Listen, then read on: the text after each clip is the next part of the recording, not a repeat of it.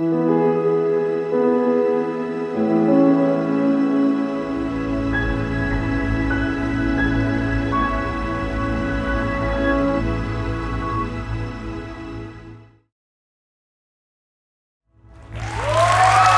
you. Stop. I do want to thank the good Dr. Reverend Gillespie for the invitation to be here at the Crosswalk Cathedral. This is a marvelous opportunity to join some good brothers and sisters down south to sing and to talk about Jesus. So thank you so much, Tim, for your invitation and your hospitality. Let's dive in. The filmmaker Terrence Malick argues there are two ways through life: the way of nature and the way of grace. And for a few minutes this morning, I want us to consider, with help of our Apostle Paul, what these two ways are, how to move from one to the other, and why it matters. I received my first lessons in the way of nature beginning when I was just 20 months old. He was born, and they named him David, and like the biblical character, he was a bit warlike in nature. Though we have no evidence that he killed a bear or a lion or a giant, he was a thorn in my side, and I was a thorn in his side from the beginning, two brothers separated by less than 2 years. If you have siblings, maybe you can relate. We turned everything into a battlefield. The backyard, a battlefield. The basketball court, a battlefield. The basement, where we would each get a bucket of tennis balls and hit them at each other as hard as we could until someone went screaming up to mom and dad. The basement, a battlefield. But most of all, and I know anyone with siblings can relate, the back seat of mom and dad's car. All-out war. We fought constantly about everything. He'd run into my bedroom and dump a bucket of water on me, and I'd start chasing him down, and I'd be pounding on him. He'd pick up the phone and call our grandmother across the street, "Grandma, Alex is trying to kill me." Which was true, actually. Sibling rivalry. We know what that is. The way of nature. But then we grow up and it turns into the way that we live our lives, where all the world becomes our siblings, our human brothers and sisters. And we discover that we are constantly fighting and struggling for position, for power, for significance, for place in this world. And I have to tell you, as a pastor, if I could play for you all of the men and women who've come into my office for counseling, men and women who are depressed and discouraged and broken and wondering where they might go in life, in almost every single instance, the source of their discontent, they aren't smart enough compared to someone else. They aren't young enough or beautiful enough compared to someone else. They don't have a place in this world in comparison to someone else. The way of nature, the hyper-competitive reality that we face as human beings, warring against the human soul. And I suggest this morning, no matter where you might find a battlefield, it at least happens here for many of us. At night, when we put down our devices for the very last time and turn off the lights, when our head hits the pillow, and we begin to do an audit of where we sit in the world, and what we've accomplished, and how we rank, and how we are loved. In the silence of those dark moments, we come to grips with this default mode, the way of nature. I don't want to push it too far, but I think that we have to at least acknowledge where this way takes us when it goes to the extreme. great tragedy of the 20th century, the Holocaust, the work of Adolf Hitler. His philosophy behind all of the cruelty he did to other human beings. Let me read to you a couple paragraphs from Mein Kampf, his manifesto, his view of life. If nature does not wish that weaker individuals should mate with the stronger, she wishes even less that a superior race should intermingle with an inferior one. Because in such cases, all her efforts throughout hundreds of thousands of years to establish an evolutionary higher state of being may thus be rendered futile. But such a preservation goes hand in hand with the inexorable law that is that the strongest and the best who must triumph and that they have the right to endure. He who would be alive must fight. He who does not wish to fight in this world, where permanent struggle is the law of life, has no right to exist. You see, all Hitler was doing was taking the natural course of the way we humans function. Social Darwinianism, a fight between human beings that the strongest might finally vanquish those who we deem to be weak. This is the law of nature. This is the battle of the fittest. This is the great evolutionary scramble to which we have all been born. And it's killing us. Our apostle Paul, we've been blitzing through the book of Romans here at Crosswalk. In the last verse of chapter number 12 says, "Do not be conquered by evil, but conquer evil." Interesting. Now, in the verses immediately preceding this entreaty, the subject is enemies. Our enemies. Do not be conquered by evil, Paul says.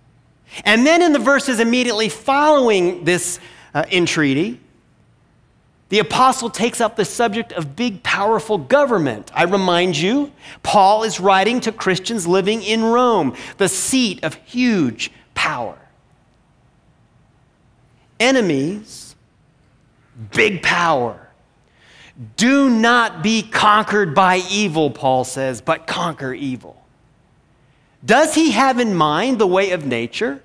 Is this a pep talk on getting with the program and defeating all these competitors in life? Is that what Paul is envisioning? But then notice he adds these words. First, in the conversation about enemies, he says, no, you must bless them, seek no revenge against them, feed them when they're hungry, give to them. And then in the conversation about big government, he uses these words, you should submit to them, pay taxes, provide honor, give all due respect. No, you see, when Paul says to us, living in this dark world, do not be conquered by evil, he does not mean now is the time to go fight against your competition. Instead, the enemy, the evil he has in view, is the game itself, the way of nature. The way of nature that's destroying every one of us in this room as our default mode when we wake up in the morning. Our apostle is saying to us, it is time to move from the insidious, hellish world, the way of nature, and pivot to the way of grace. Now, just to make sure that these categories are becoming clear to us this morning, a story. When our little girl Audrey was about to turn 5, my wife and I planned a birthday party for her. 5 little girls, 5 little boys. And of course, if you've ever planned a birthday party for a child, you know you've got to think very carefully. The right foods, the right crafts and games and decorations. The experience needs to be perfect for a 5-year-old. So the event happens, everything is going swimmingly well, and then I mentioned, hey everybody, moms, dads, kids, we're all going to go to our basement and play a game called musical chairs. Has anybody played the game musical chairs before? We all haul down to the basement where we have a piano. 10 chairs are in a circle pointing outward. The rules of the game are explained to the 5 little boys and 5 little girls. I go over to the piano and I start to play. Kids jump out of their seats per the rules of the game and they start running in a circle. My wife removes one of the chairs. I play a few more bars, the music stops. 10 little children rushing for 9 available seats. All of them find one except one little boy. He's too slow. Immediately, tears burst out of his eyes, running down his face. He goes screaming and yelling over to the arms of his mommy and daddy. Well, Nicole and I, my wife, we look at each other and as if to say, that didn't go exactly like we thought it would. So I started to play again. This time, 9 little boys and girls jump out of their seats. They start running in a circle. My wife removes another chair. I play a couple more bars. The music stops. 9 little ones rushing for 8 available seats. This time, a little girl is not fast enough. Immediately, tears burst out of her eyes, come pouring down her face. She runs over into the arms of her mommy and daddy, and now Nicole and I have a whole room full of parents looking at us as if to say, you fix this, and fix it now. Well, I tried to muster whatever persuasive skills I had, coaxing that little girl and little boy back into the game, replacing the 2 chairs. Go to the piano and I start playing the music. Little boys and girls jump out of their seats running in a circle, but this time no chair is removed. I play a few more bars, the music stops. 5 little boys and 5 little girls rushing for 10 available seats. And they screamed and they yelled and they laughed and they said, Pastor Alex, play it again, play it again. And we played that game and I played that piano until my fingers will raw. A whole new game. From a race to a dance. From a competition to a celebration. From scarcity to abundance. The way of nature and the way of grace. Same piano, same music, same chairs, same participants, a completely different game. In Romans 12 and 13, our apostle says to us, the way of nature is going to get people killed. It's going to destroy lives. It is not the way, but instead try this, the way of grace, and everything will change. Well, that's good enough. Thank you, Paul. But how? After all, as I mentioned, we woke up this morning into a world of competition. The law of nature. It is the natural world. It is naturally what happens. Paul makes a couple interesting comments. In the little section on enemies, he says simply, make room for God. Interesting. Make room for God. And then in the little section about big government, he says, remember that the powers that be are slaves of, are servants of God. Paul hints to us that it is God somehow, thinking theologically, that provides a foundation by which we can make this difficult but important shift. Now, I've been watching the last several weeks here as Pastor Tim has been diving into some pretty good theology, so I want you to lean in for a second. We're going to talk history and theology for a moment. First, remember, Paul is a world-class intellect in the first century. In fact, in places like Acts chapter 17, we see that he is a master of the Greco-Roman political philosophies. He understands the visions of deity and how they fit into the culture at a very high level. Second, we know from the New Testament that Paul has become a leading expert in first century Judaism, in the Torah, in the Old Testament. In fact, he even acknowledges he's gone past many of his own generation. He is the Pharisee of Pharisees, the student of the great Gamaliel, trained in Jerusalem. He is a world-class scholar of first century Jewish thinking about God.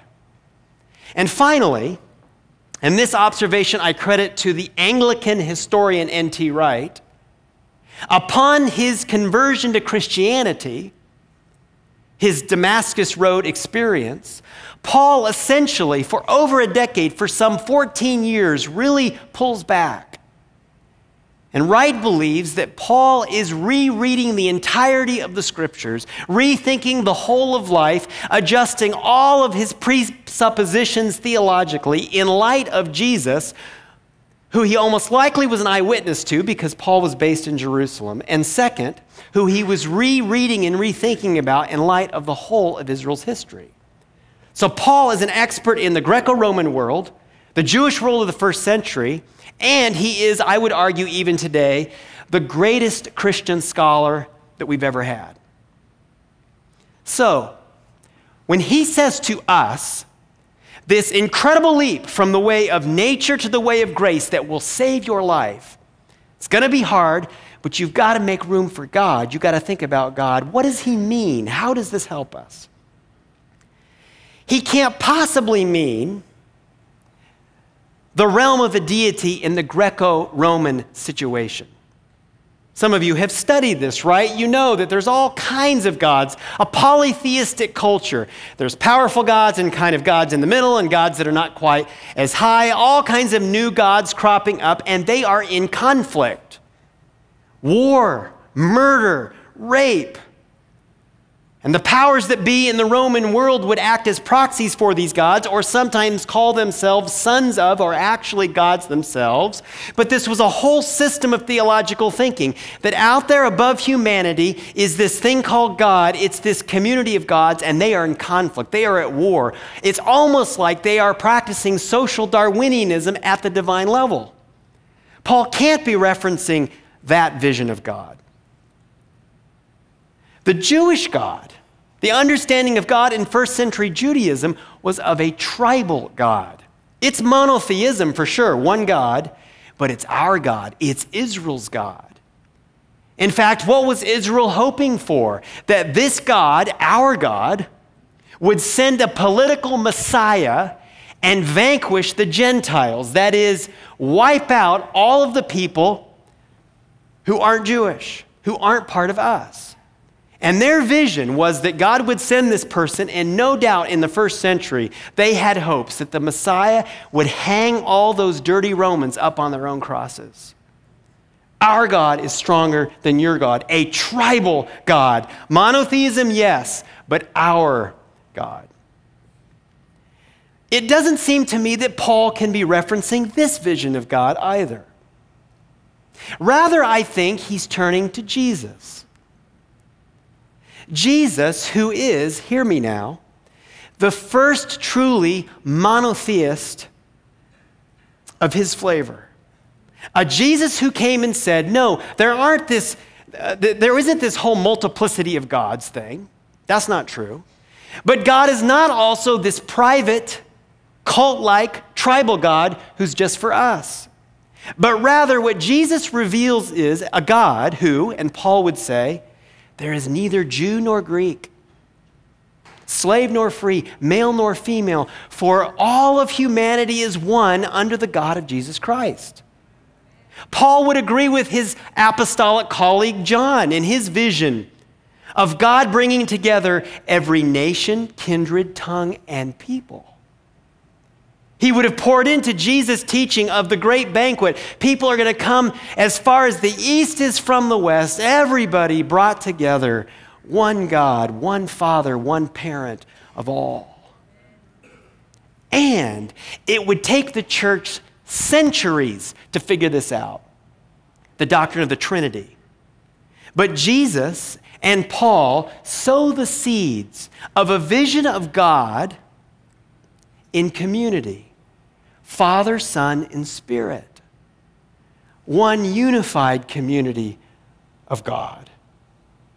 In fact, we might imagine that in the realm of God, right now the angels are playing the piano. And there are 3 chairs in a circle pointed outward. And Father, Son, and Spirit are running in a circle.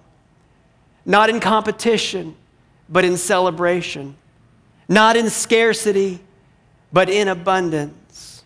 Not in conflict and fighting and playing out the way of nature, but enjoying the way of grace. No member of the Trinity greater than the other. The Father loves the Son, and the Son loves the Father. The Spirit sends the Son, and the Son sends the Spirit. The rich Trinitarian theology of Jesus, who offers up to us the picture of a God in community, in perfect oneness, a community of grace where everyone is serving the other. And Jesus says to us, Christians, those who claim to follow me, now live this way. Live this way. Let this be the model for you on the earth. This becomes your theological foundation and your marching orders for a fresh vision of life. So let's get practical then. What do we do? 2 weeks, 2 days. Yippee. Another American election. Bombs getting mailed in the last few days. Bombs. Political motivation. People getting screamed at, shouted at, chased from restaurants. Political motivation. Hate speech all around, tribalism at all-time high, fighting for power, clamoring for position, to take our country back, to keep our country. Social media, a toxic environment around the subject of politics. What are Christians supposed to do in this environment, I ask you? How do we live out the theology of Jesus for who God is and what this ought to look like? C.S. Lewis was talking with a friend, and he was noting that often there are many dogs and cats that actually enjoy the affection of one another. C.S. Lewis's friend replied to him, well, I'll bet you that those dogs don't tell any of their other dog friends about that. Lewis goes on to say that dogs and cats should be raised together. Christians, do you hear me this morning? Dogs and cats together. If you're a dog, it's time to start building bridges with the cats. If you're a cat, it's time to start building bridges with the dogs. If the story of Christianity is that we got sucked into this political morass and did nothing but contribute to the violence and the hate, shame on us. As Christians, it is our obligation, if we are to live into the theology of Jesus Christ, to rise above into a whole new world of grace that lives out the beauty of Trinity. And what of the world of Christianity, of church, even the denomination to which this congregation is a part, the Adventist movement, in an era of tribalism and fighting, in an era when we're just ripping each other apart. By the way, you know where that comes from, don't you? Do you know where that? It's the first major conflict in Scripture, Cain and Abel. Cain goes off and says, I'm going to do my own worship service, and I'm going to have my own private religion now. And somebody gets killed. You hear me? My religion's better, and somebody gets killed. Somebody said to me not long ago, Alex, I just need to know, do you believe in the regular Jesus or the Adventist Jesus?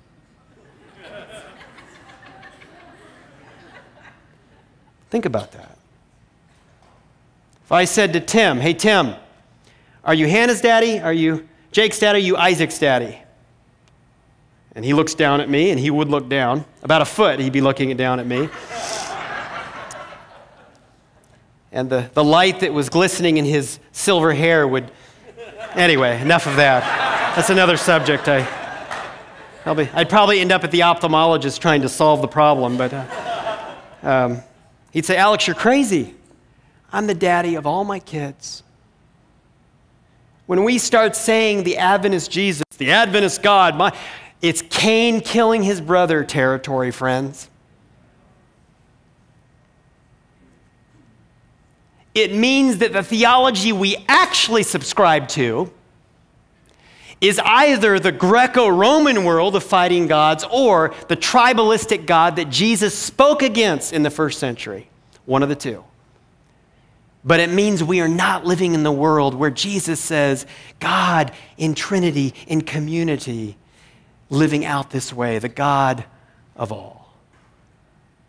But maybe the arena we need to deal with most is not politics or church, but rather it rests right here in our hearts. What would it be like for us to wake up in the morning, not as a competitor, but as a lover? Not as one that looks out as everyone being the competition, but rather family. Let me finish with this. So I don't know if there's an arena in life with as much competition, like just kind of garden variety competition, as flying on airplanes. Have you been in an airport recently? I was just in one yesterday. People, we're all pushing and shoving and getting in line. I mean, it's just one sea of humanity just really ticked at everybody else that's in the airport. I mean, it's just, you're just stressed beyond measure. And I was traveling not terribly long ago, and I had been upgraded to first class. Yes, woo. I felt that. That's what I felt in my soul, woo. I was like, oh, that was nice. Woo, that's what it was. You just verbalized what I was feeling. But I still like to be the last one on the plane because I don't like to sit any longer than I have to. I'm at the end of a very long line on a jet bridge getting on a plane. There's a woman in front of me in this long line. She turns around to strike up a conversation. The topic she wishes to have us address, she says, look at this. Every single time they put me in the very last row. Why does this happen to me every single time? And so I did what fixers do. I said, well, you have to understand now that when you go get your ticket, in the future, this will help you, you can actually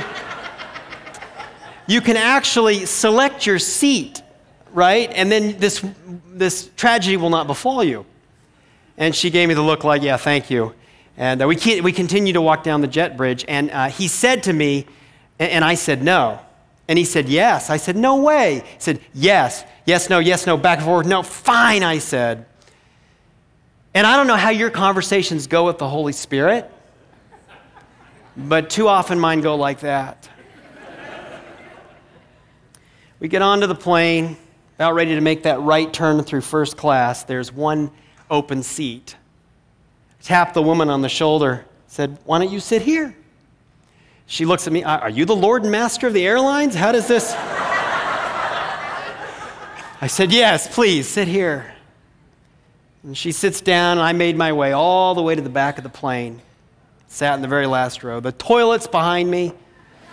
Children who need to use the toilet and are probably currently using the toilet are all around me.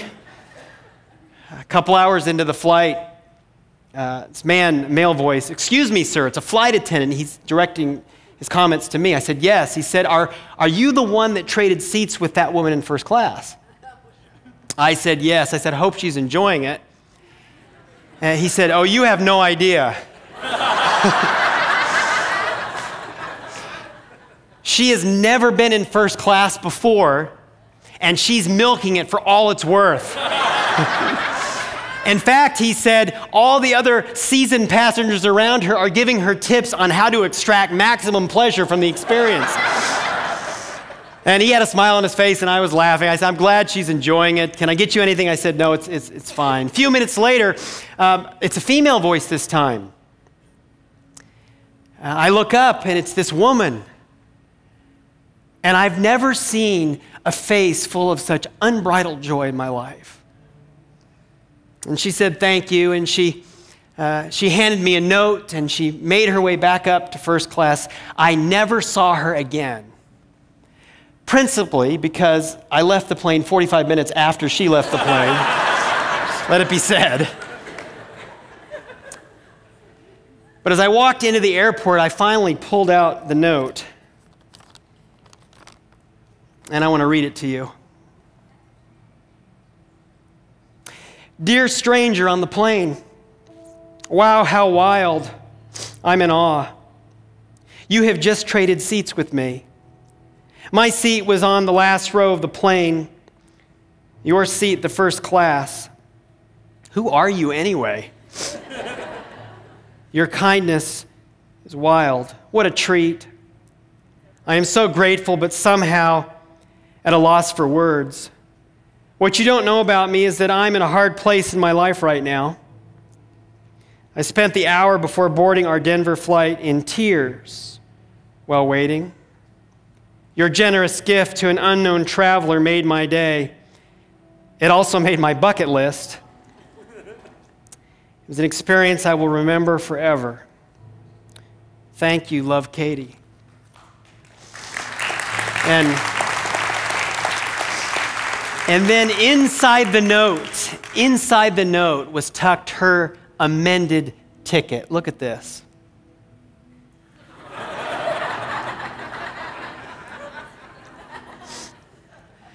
Don't we all want to be first class? Don't we all long for a world where we end the mad scramble for the better seat in life, but instead say, it's not going to be a competition, but a celebration. It's not going to be scarcity, but abundance. It's not going to be the ugliness and the fight that is rotting our souls and our world, but instead the masterful, graceful vision of God. Christians, this is our task. This is our calling. Amen.